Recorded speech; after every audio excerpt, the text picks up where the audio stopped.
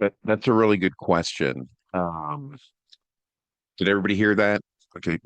What she asked is, why do I always feel judged or rejected, even when no one is actually doing anything wrong, right? Like, so we all feel some level of judgment or rejection, right? And what comes to me immediately is this: there's this great psychological study that I've never forgotten, and you can look this up. Um, a group of women essentially were told they were going to do a mock interview. And before the interview, a makeup artist placed a very realistic looking scar on each of the women's faces. And they were shown in the mirror exactly what it looked like, where it was, how noticeable it was, how severe it seemed, right? So it looked very realistic. So they knew it was there, right? But right before the interview, where the researcher said, hey, let's just touch that up for you a little bit before the interview. But instead of touching it up, they removed it. So the scar was completely gone. The women didn't know that. So they walked into the interview believing the scar was still visible, right? And so they go through the interview, and afterwards, the researcher asked how the interviews went.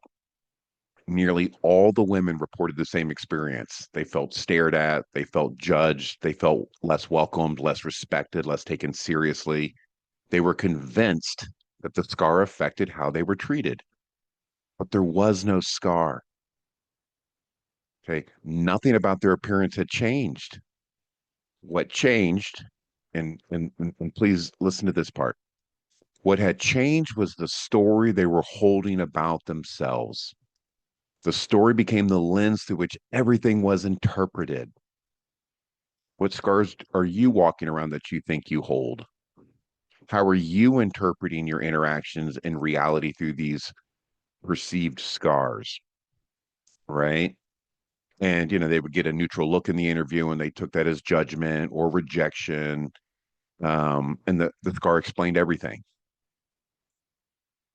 And again, that's how most of us move through life, right? We walk into rooms carrying these invisible scars, not on our skin, right? But in our identity. And almost everybody that I work with, it's one of I'm awkward. Um, I'm too much. I'm broken. I'm not lovable. We don't belong, right? Do any of those sound familiar to anybody in the room?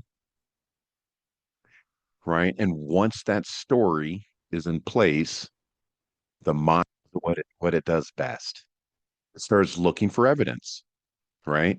Someone doesn't text you back right away. What does that say about you? Someone seems distant. Someone doesn't respond the way that we hoped. It's they don't like me. I'm not lovable. At some point, we're no longer seeing what's actually happening. We're seeing everything through the scar. We're interpreting everything through the scar and through the idea of who we think we are. That is so powerful to me. It was one of the most powerful stories, which is why I've never forgotten it. You know, Ram Dass, which I know I bring up a lot. He's one of my favorites. Uh, Once said that most of the time we really aren't meeting people. We're meeting our ideas about them, our projections, our fears, our expectations. And so we don't enter a room and encounter others directly. We encounter ourselves as reflected back. And if the image we're carrying about ourselves is wounded, ashamed, afraid, the world starts to feel harsh. Not necessarily because it is, but because we're looking through a distorted lens. And to me, that's the importance of these experiences. That's what the importance of awakening is, because it begins to loosen this. Not your personality, not your humanity, not your emotions, but the beliefs that says, this is who I am. And I meet people all the time and I get their resume and I'm like, you're more than that, right? So the SCAR study, it points to something simple and radical, in my opinion. Most of our suffering doesn't come from what people are doing to us, it comes from what we believe about ourselves while they're doing it, right? Most of our suffering doesn't come from what people are doing to us. It comes from what we believe about ourselves while they are doing it. And when that belief softens, something else softens too. Not because people suddenly change, because the filter falls away.